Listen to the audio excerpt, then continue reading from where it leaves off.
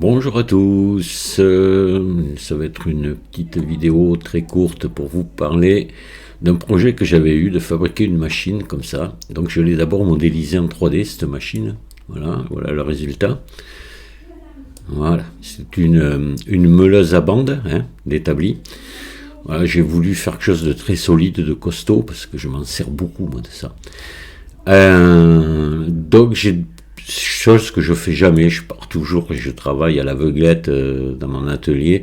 Là j'ai décidé de faire une modélisation 3D avant, là que voici, et de m'y tenir, voilà, de respecter scrupuleusement ce que j'ai fait, voilà, en 3D, le mettre en pratique. Et vous allez voir la suite, vous allez voir après la machine complète, fabriquée de A à Z.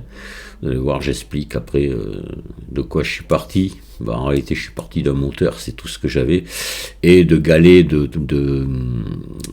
transpalettes que mon frère m'a donné, des galets usés qui remplacent. Donc je les ai, ils n'avaient aucun la même dimension. Autour, j'ai enlevé la partie plastique dessus. J'ai resurfacé tout ça et je les ai mis à la même dimension. Et j'ai commandé des roulements à billes neufs que j'ai installés dessus, et voilà. Sinon, tout le reste après, c'était de la découpe, du perçage, du taraudage, beaucoup de tournage, parce que tous les axes, je les ai tournés. La fabrication, totalement fait maison. Voilà. Allez, écoutez, on passe de suite à la vue du résultat dans la réalité. Voilà, là on est dans la fiction un petit peu. C'était quand je l'ai modélisé, j'ai passé quand même pas mal de temps à la modéliser, j'ai dit ouf. Ouh là là là là, il y a du travail derrière quand même pour arriver à la réalité, mais ça y est, c'est fait quoi. J'ai passé 15 jours de travail quoi, pas tous les jours, mais voilà, j'ai mis 15 jours pour fabriquer ça. Allez, on va de suite voir le reste. Alors voilà, on est passé du modèle 3D à la réalité. Donc je l'ai fait strictement comme mon modèle 3D. Donc voilà, je suis parti d'un moteur. J'avais le moteur, un vieux moteur d'une pompe qu'il y avait à la maison, là, qui était en bon état, que j'ai repeint, voilà, qui fonctionne très bien. Donc c'est un petit... Alors il est gros, regardez, par rapport à ma main, mais il fait que un cheval, c'est tout. Voilà, donc c'est un petit moteur de 750 watts triphasé que je vais alimenter. C'est ce qui me manque, que j'ai commandé là, mais je ne l'ai pas reçu encore. C'est le boîtier électrique, donc il me restera ici le boîtier électrique à mettre là. Mais sinon, elle est terminée, mécaniquement, elle est terminée. Donc voilà, j'ai tout le reste. Et bien je l'ai fabriqué, j'avais de la ferraille et j'ai tout fabriqué, même les galets, les axes, voilà. Donc j'ai une bonne petite machine, ça fonctionne très bien. Je l'ai essayé parce que là pour l'instant je l'ai essayé avec le variateur de l'autre machine que j'ai fait précédemment. Donc je vais vous le lancer, vous allez voir. Je vais brancher.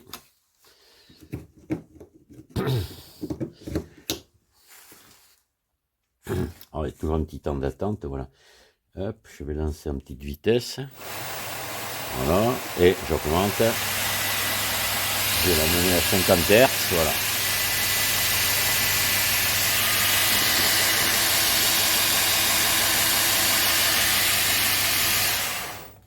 Alors là, j'ai fait un système pour affûter les forêts. Donc ça c'est amovible, on l'enlève. Voilà. Donc je baisse ici, j'incline mon plateau à 10 degrés, donc vers le bas. Et là, je mets mon forêt ici, donc on est à 60 degrés, là le guide est à 60, et je fais des essais, j'ai affûté une dizaine de forêts. C'est vraiment sensationnel pour affûter les forêts, déjà. Mais fait, elle ne me servira pas qu'à ça. Voilà, donc là, ici, vous avez le système pour détendre, quand je veux changer de courroie, j'appuie ici, je change ma courroie. Voilà, et en même temps, ce ressort me fait la tension automatique de la bande. J'y suis allé complètement au pif, et au niveau force du ressort, et ça semble parfait. Voilà. Donc ici, pourquoi c'est monté comme ça sur ce galet-là et monté sur un axe, c'est tout simplement parce qu'il a, alors ce galet, il a une forme, on le voit pas comme ça, mais il a une forme un peu d'une barrique. Hein.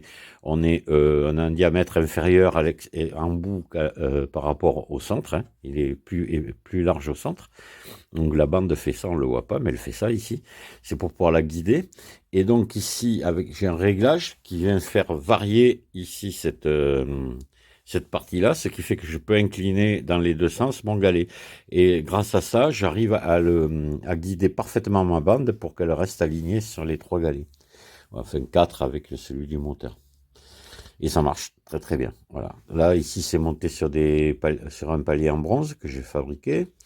Voilà. Avec un graisseur pour le graisser. Qu'est-ce que je peux vous dire d'autre? Ben voilà. Bon, la roue, ici, c'était une roue de 40 qui avait d'origine dessus. Je l'ai changé, je me suis fait une roue de 100. Elle est en inox d'ailleurs, parce que j'avais que du rond inox, comme ça, enfin pas du rond, du tube est très épais. Je l'ai fait en inox. Bon, ça m'a coûté un peu plus de travail. C'est l'inox, c'est un peu chiant à tourner, mais bon. Ouais, puis j'ai fait un molletage dessus avec un outil à molleter. Parfait aussi, c'est chouette. Donc c'est strié pour entraîner la bande, pour pas qu'elle patine, et ça marche. Donc prochaine étape, c'est l'installation du boîtier avec le variateur.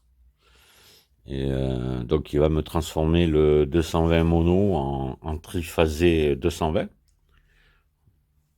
Ouais, j'ai câblé mon moteur en triangle pour qu'il puisse fonctionner en 220 volts tri. Et c'est nickel.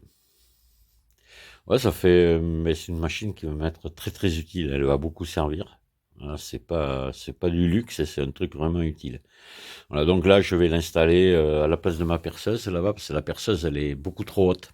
C'est même dangereux parce que quand je perce, j'ai le forêt en face des yeux et ça m'est déjà arrivé qu'un forêt casse et que ça passe tout près, quoi. Hein.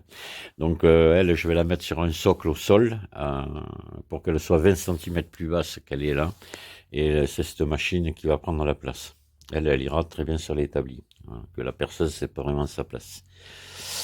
Donc voilà, me voilà équipé d'une nouvelle machine. Je pense que c'est pas la dernière. Je vais en fabriquer encore d'autres. Je vais vous laisser là. Je pense vous avoir tout dit. Si vous avez des questions, n'hésitez pas à les poser. Hein. Ouais, j'y répondrai avec plaisir. Parce qu'il y en a qui veulent s'en fabriquer une, ben pourquoi pas. Mais sachez que bon, il faut de l'outillage. Hein. Il faut quand même un tour pour faire ça, pour faire tous les galets et tout. Après, vous pouvez vous les acheter tout près, mais bon. Ça va monter le prix et puis ou alors la solution d'acheter la machine toute faite, mais attention, vous en avez à tous les prix, hein, ça démarre à 50 euros. Et j'ai regardé en Chine hein, pour en avoir une bonne, solide, moins solide que celle-là, mais solide 900 euros. Hein, voilà. Celle-là, moi, là, c'est du costaud. Hein, elle est très lourde. J'ai tout fait. Hein, le plat acier que j'ai utilisé partout, c'est du 9 mm d'épais.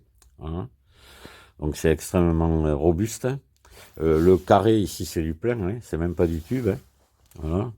Bon, j'aurais pu mettre du tube, hein, mais j'avais ce plein, là, j'ai mis du plein, comme ça au moins ça bouge pas. Et j'ai une machine extrêmement robuste. Maintenant je vais voir peut-être après,